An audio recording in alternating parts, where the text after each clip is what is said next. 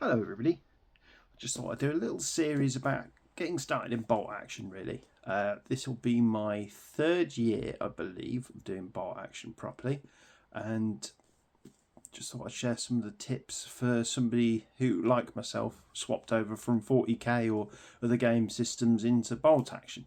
As I say, I switched over from bolt action from 40k. It's sort of the gateway into military-based, history-based tabletop games. It is very close to being Warhammer 40,000, mainly because a lot of the people who worked at Games Workshop then started Warlord Games, who produce bolt action figures and the rules. So I'd say it's probably the easiest way for you to start off with historical wargaming. So it's all going to be V3. This is your beautiful V3 book. So we're on the third edition of the rules. So this is probably the best time to start collecting and playing bolt action. We have one at time of recording rulebook out in the V3 format, and that's the Germans. The Germans, coincidentally, are the most collected faction in all of bolt action, which is, being a British company, is quite strange for me when I found that out, but hey ho, different strokes for different folks. So yeah, I collect myself Brits, as you've seen in my other videos, and some Soviets. I've got a small Soviet army. It's not as big as the Brits. I'm on 2 British armies now. So yeah, so where to start? It's hard. It depends how you absorb your media, really. If you're watching this and you want to start playing bolt action, best thing to do, jump onto YouTube, watch somebody play a couple of games on YouTube, really. If you are a transplant from 40k moving over, you will recognise a lot of similarities between the two. So yeah, it's just watching that. If you really want to paint a German army, paint a German army. If you want to paint Japanese, play Japanese. They all have the different merits. Some might suit your playstyle more than others. They have completely different flavours of their own, so it really is just an ice cream tapestry of flavours. So whatever you fancy, there's stuff there for you. I will be going over a little bit more your starter armies. I'll probably do that in another episode. So yeah, pretty much historical wargaming gets a really bad rep, and it will be, I've seen this personally, there are a lot of gatekeepers. Not as many as I've found playing Warhammer, to be honest, but they're still there. There will always be people that know everything more than you, and don't let that discourage you, because at the end of the day, I'd like to think that the majority of bolt action players are like myself. They really don't care. They really just, if you're happy to play, I'm happy to play with you. I don't want to sit there and go, oh, that's not the correct shade of orange, or, you know, your list isn't meta. I don't care. Let's have fun. Let's roll some dice. We're playing with toy soldiers at the end of the day. It's not the end of the world. And on the subject of painting, I know a lot of people have said to me, how do you figure out colours? That is a science in all of itself. Again, YouTube was a great source of finding my colours for my armies, but also I used a lot of Osprey books. So when I started with the Soviets, this was brilliant. You get loads of pictures. So coming to the first one, I want to know what a navy guy looks like. He's there. You do a bit of research into it, you find all your colours. When you've got a tank command, the tank guy. There you go. You know your rough colours.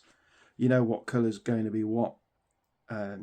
And as I said before, it doesn't bother me if it's not 100% right. Just paint your miniatures, have fun. So we go on to my British paratroopers. Again, what webbing looks like what. And I should tell you now that I've had people have a go at me about my webbing on my British paratroopers. I've painted them khaki. So what? They're supposed to be green-grey because they were blancoed green, but I didn't like it when I tried it on a test model. I put just bog standard khaki on it, and I liked it. And I said, well, they're khaki, they just haven't dyed them. So that's it. And at the end of the day, who cares? It's about your enjoyment of the game. I like the painting and history part of it. So further readings, you can get more Osprey books. This tells you about about the Mediterranean part of being a paratrooper. It all adds to the flavour. Now, a lot of you have watched my airborne hobby vlogs, or my rambles as other people call them.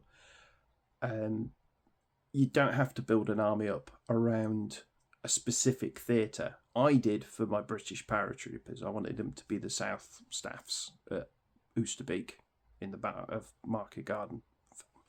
You don't have to. If you want to play Japanese, play Japanese. Just get into it, mate. Have fun. That's what it's all about.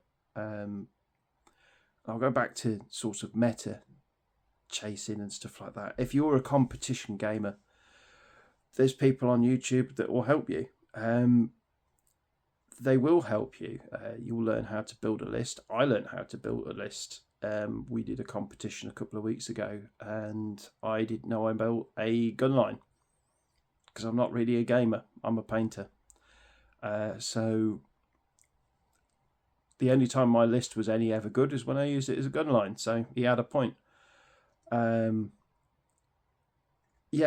it really is just a flavourful game. You can play historical stuff, you can play big old meta games, or you can do what we do at the club sometimes, and we have just these big, epic, all-day games of just made-up rules using bolt action as a template. It's what you want. And I did this little introduction to the series as it's going to be. I'll just be adding tips in willy-nilly when I think of them. Or mainly, if you guys out there really want to know something, drop a comment. Give it a thumbs up would be nice. Not essential. But if you want to know something, put a comment in. My Instagram is, Fenrising Wolf 87. I'm on there all day, most of the time. I'll probably answer your message. It is private because I did have somebody trying to take my images and use them for themselves. So all you have to do, you want to follow me, drop your follow request, drop into my direct messages, ask away. Somebody asked me today at work, how would I go about getting a game in? See what your local model clubs do. My local one is Market Harbour. That's just because that's the biggest one. There are ones in Leicester. Some of them do nearly every day of the week. Others do certain days of the week. You've just got to find what's the closest one and what suits you. I will say 9 times out of 10, everybody playing bolt action is pretty chill. Again, you always get the people who are gatekeepers. Don't let that put you off, because this one guy is a gatekeeper. Everybody else playing the game probably isn't.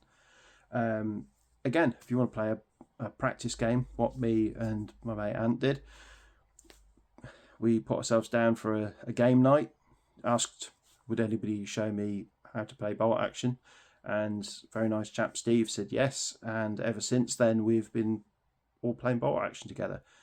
So, it's a nice little hobby.